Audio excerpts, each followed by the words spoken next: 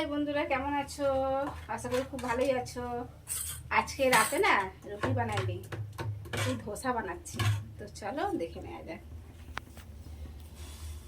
ধোসা বানাচ্ছি ঠিকই, কিন্তু দোকানের মতন ধোসা তো পারবো না, তো চেষ্টা করছি।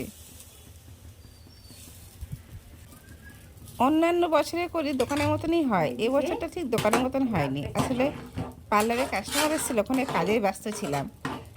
হয়ে গেছে, বন্ধ করে দিলাম।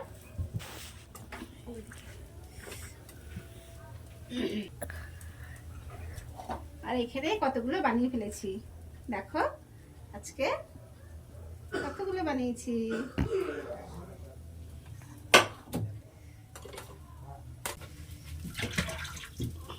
বেড়ে ফেলে এইদিকে বানাচ্ছি আর এদিকে খাবারের জন্য রেডি করছি, সবাইকে খেতে দেব।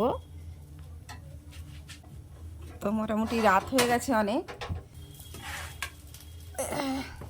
লাস্ট ফিনিশিংয়ে হচ্ছে এবার। তো দোকানে খুব সুন্দর করে তৈরি করে, তো আমি চেষ্টা করছি, অত পাচ্ছি না ভালো। তো যাই হোক বন্ধুরা, এই ছোটো করে ব্লগ করলাম। যদি ভিডিওটা ভালো লেগে থাকে প্লিজ লাইক কমেন্ট শেয়ার করো, ভালো লাগবে। বারবার বলি তোমাদেরকে একটাই কথা।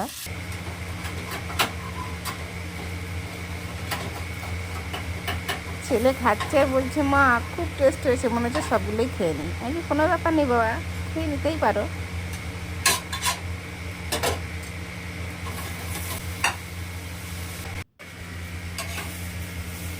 তো বন্ধুরা, আমার ধোসা বানানো হয়ে গেছে।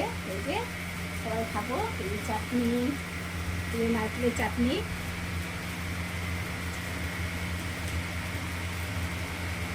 কয়েকটা ধোসা একটু তলায় লেগে গেছিলো।